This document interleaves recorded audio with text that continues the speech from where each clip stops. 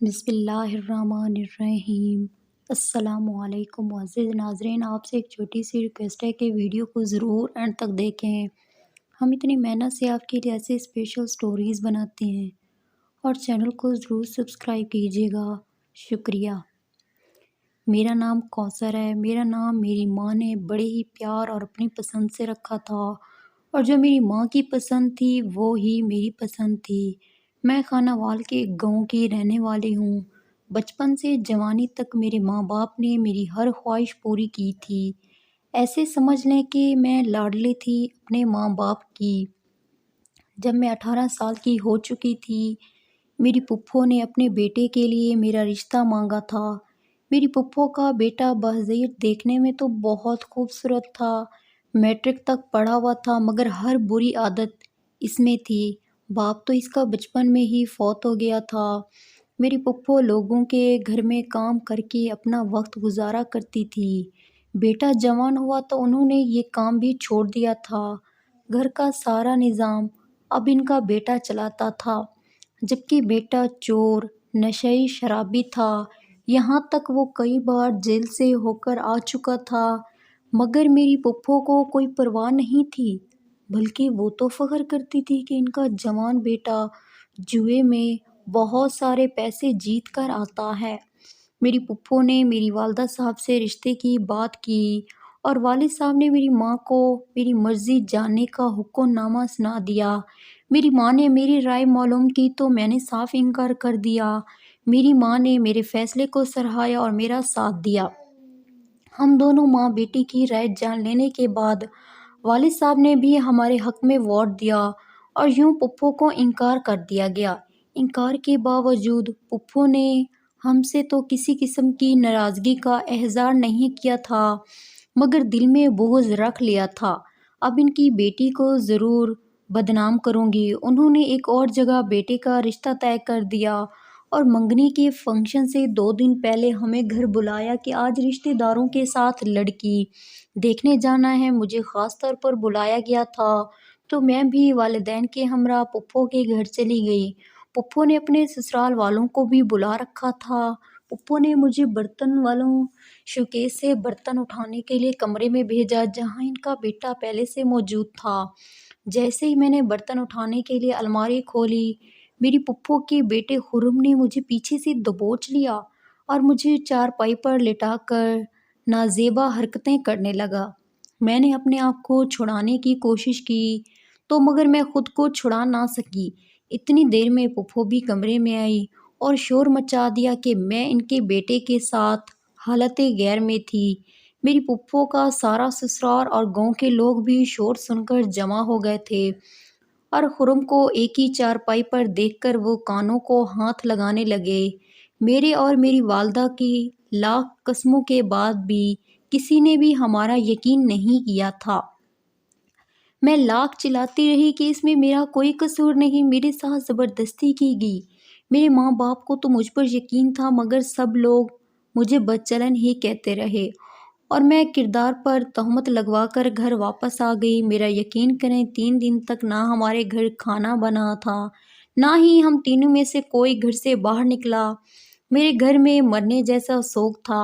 تیسرے دن والد صاحب رزق کمانے کی خاطر گھر سے نکلے تو 2 گھنٹے بعد ہی روتے دھوتے واپس آ گئے۔ مجھے سینے سے لگا کر کہنے لگے، بیٹیاں بوجھ نہیں ہوتی، مگر دنیا والے اسے بوجھ بنا دیتے ہیں۔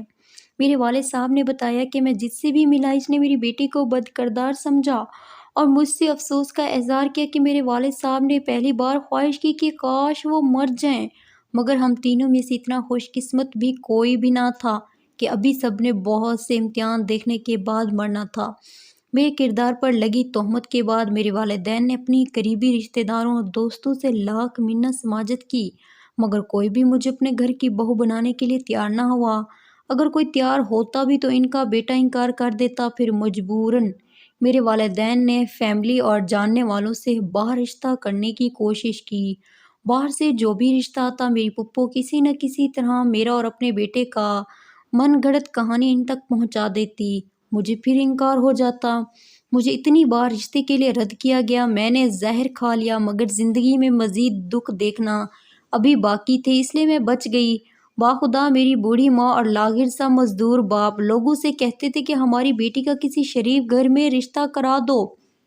हम लोग जहेज में मोटरसाइकिल और 30,000 रुपये और सामान भी देंगे। मैंने माँ से पूछा कि हमारे घर में तो 2 वक्त के लिए खाने के पैसे नहीं है, तो आप इतना कुछ कहाँ से देंगे। मेरी माँ ने रोते हुए मुझे सीने से लगाया और जवाब दिया, बेटा तुम्हारे बाप ने किसी से बात करती, अगर कोई मुनासिब रिश्ता मिला तो तुम्हारा बाप अपना गुर्दा बेच देंगे, जिसके बदले 30,000 मिलेंगे। मेरी माँ की बात ने मुझे अंदर तक हिलाकर रख दिया और पहली बार मुझे एहसास हुआ कि बेटियां बोझ ही होती हैं। खैर, मैंने और मेरी माँ ने लोगों के घरों में काम करके, कपड़े सिलाई करके जहेज की छोटी छोटी चीज़ें बना ली, जिसमें कपड़े और फर्नीचर वगैरह शामिल था। खैर, जैसे तैसे मेरा रिश्ता एक लड़के से तय गया, जिसने मुझे हर हाल में और हर सूरत में कबूल कर लिया था। इस बार मेरे अब्बू अपनी बहन के घर गए और इसके सामने हाथ जोड़कर कहा कि खुदा के लिए हमें माफ़ कर दो, और कितना जलील करोगी हमें। मगर उन्होंने सीधा सीधा कह दिया, अभी भी टाइम है, तुम अपनी बेटी का निकाह मेरे बेटे से कर दो, वरना मैं उसे कहीं का नहीं छोड़ूंगी। मेरे अब्बू वहाँ से रोते हुए वापस आ गए। मेरी पुप्पो ने लाख कोशिश की, मगर वो मेरा रिश्ता ना तुड़वा सकी। तो मेरी पुप्पो ने मेरे मंगेतर पर चोरी का इल्ज़ाम लगा दिया। मेरे मंगेतर को पुलिस ने पकड़ लिया। मेरे और मेरे मंगेतर के घर वाले लाख कोशिशों के बावजूद भी उसे ना बचा सके। पुलिस वालों ने मेरे मंगेतर को छोड़ने के लिए 1.5 लाख रुपए मांगे, जिसमें से 70,000 रुपये मैंने अपने जहेज का सामान बेचकर दिए, और मेरा खुदा गवाह है, वो सारा जहेज मैंने और मेरी माँ ने कपड़े सिलाई करके और लोगों के घरों में काम करके बनाया था। पैसे ले लेने के बावजूद पुलिस वालों ने मेरे मंगेतर को तशद्दुद करके मार दिया और लाश हमारे हवाले करके डॉक्टर ने मेरे मंगेतर की मौत को हार्ट अटैक करार दे दिया। यूँ मेरा रिश्ता एक बार फिर टूट गया। इस सदमे से मेरे वालिदैन भी एक एक करके अल्लाह को प्यारे हो गए। लोग गधों और भेड़ों की तरह मुझे लूटने और घसीटने की कोशिश में लग गए।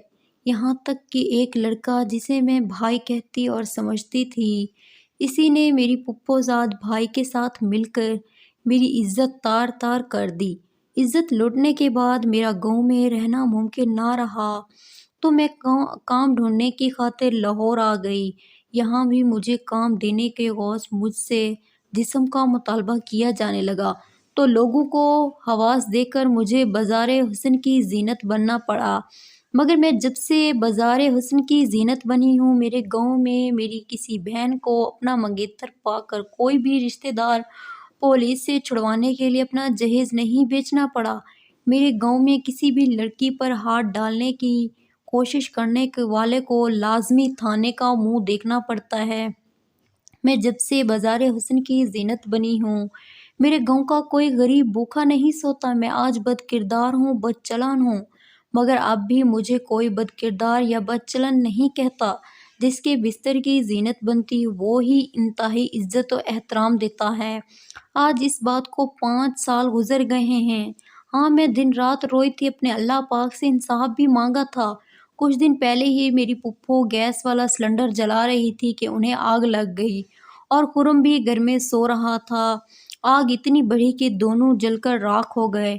इनको इनके किए की सज़ा तो मिल गई, मगर मेरा क्या कसूर था, मेरा क्या जुर्म था? बस यही कि मैंने खुर्रम से शादी करने से इनकार कर दिया था। मेरी एक ही ख्वाहिश है कि काश मेरा कोई भाई होता, काश मैं एक बार तो किसी को भाई कहकर बुला सकती।